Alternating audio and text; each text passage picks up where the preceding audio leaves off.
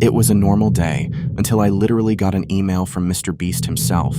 Congratulations, you're invited to compete in Mr. Beast's challenge. As an avid fan and longtime viewer of Mr. Beast, the rush was indescribable. I was about to meet my hero and possibly win $100,000. Little did I know, there was more to Mr. Beast's videos than what we saw on his YouTube channel. The challenge was simple. Last to leave the circle wins $100,000. I'd watched similar Mr. Beast challenges, each filled with laughter and heartwarming moments. I always watched these videos and felt like I could be the one who stays till the end. However, arriving at the disclosed location, a remote field, I couldn't shake an eerie feeling. The production crew was minimal, and the usual warmth I perceived through the screen seemed absent. Mr. Beast, Jimmy, approached us with a smile that didn't quite reach his eyes. "Welcome everyone," he exclaimed, but the jovial tone seemed forced. "Remember, once you step into the circle, the real game begins. You'll want to stick around until the end. Trust me, the twist is killer." We chuckled nervously. 4 of us stood at the edges of the crudely drawn red circle, awaiting the signal to step inside. I glanced at my competitors, their faces reflecting a mix of excitement and the same anxiety I felt. The air was heavy, and I couldn't shake the sense of being watched from the shadows of the surrounding woods. "On your marks, get set, go," Jimmy announced, and we stepped forward. The first few hours were uneventful, filled with small talk, but as night descended, an unsettling silence took over. It wasn't just the absence of conversation. The very night seemed to hold its breath, amplifying our isolation. "We're going to make things interesting," Jimmy finally said, breaking the silence. His crew passed around boxes. "In these boxes, you'll find your only food and drink for the duration of the challenge. Choose wisely when to consume. It's all you get." Hunger clawed at my stomach, making the decision for me. As I started eating the shitty oatmeal and milk, I watched Jimmy. He was different, aloof and constantly whispering with a crew member who seemed just as out of place, a gaunt figure looming silently in the background. It was eye-opening to me watching Jimmy's demeanor when the camera wasn't recording.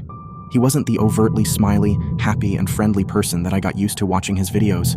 As the night deepened, so did the chill in the air and the growing sense of dread. I began to notice my fellow competitors' unease growing, their eyes darting to the woods as if expecting something to burst from the darkness. The gaunt crew member kept disappearing into the trees, returning with whispered messages that seemed to disturb Jimmy, his facade cracking. Then came the screams. One contestant, a young man named Kyle, was suddenly writhing on the ground, holding his stomach. We clustered around in concern, our rivalry forgotten. His box was upturned, the remnants of his food scattered on the ground. "Poison!" he gasped out, his face contorting in pain. Panic erupted. We appealed to Jimmy, begged him to stop the challenge, to get help, but he just stood there, the corners of his lips turning upwards in a grotesque smile, his eyes gleaming with an unholy light. "No one leaves the circle," he repeated, his voice no longer warm, but a guttural sound that seemed to echo through the stillness. "The challenge is still on." Eliza, the most rebellious among us, couldn't stand it anymore. She lunged forward, intending to breach the circle. "This ends, now!" she screamed, her voice a mixture of hysteria and desperate courage. We could have never expected what happened next. The moment her foot crossed the line, the ground erupted as if her action had triggered an unspeakable mechanism. From the disturbed earth, sharpened stakes, like the maws of some diabolical trap, shot up, impaling her from below. Blood spurted violently as she was lifted off her feet, her body becoming a grotesque fountain that painted the grass crimson. Her scream was a piercing thing, tearing through the night, before she was abruptly silenced, her body going limp, hanging grotesquely upon the spikes, as if the circle itself had claimed her life for daring to leave. The rest of us could only stare, horror-struck, our minds teetering on the precipice of madness at the brutal finality of her death. The reality of our situation crashed over me. This wasn't a challenge, it was a trap, a twisted game designed by someone, or something, that wore the skin of a once-beloved internet icon. Kyle stopped moving then, his screams dying on his lips. The gaunt figure emerged from the woods, more of them stepping from the shadows, their eyes hollow pits in emaciated faces. They moved to the circle's edge, not crossing, but waiting. "It's time for the final twist," Jimmy announced. "You all wanted a chance for fame and fortune, to be part of my videos. Well, you're part of it now. Only one leaves, but not with money, with their life." It wasn't Jimmy. The real Jimmy was kind, human. This creature was a caricature of humanity. It fed off fear, reveling in chaos and despair, and it had lured us into its den.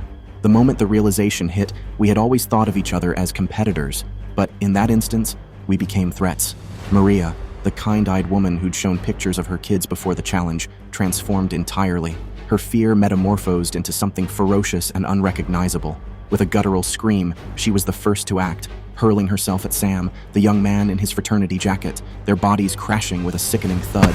They grappled, Maria's nails raking across Sam's face, drawing blood that she seemed to not notice or care, splattered her own skin. Sam, fueled by adrenaline and terror, grabbed Maria's wrist, twisting brutally, the snap of her bone lost in her agonized screams. But she retaliated, unhinged, smashing her forehead into his nose with a sickening, crunching sound, leaving him momentarily stunned as blood poured freely, staining his teeth and chin. Amid the frenzy, I was confronted by Leonard. His hands, speckled with age spots, found my throat with surprising strength, pressing and squeezing. In a blind panic, I clawed at his face, my fingernails gouging out chunks of flesh, leaving ragged strips hanging from his cheeks. Leonard reeled back, giving me just enough room to seize a rock, heavy and rough, and swing it at his head.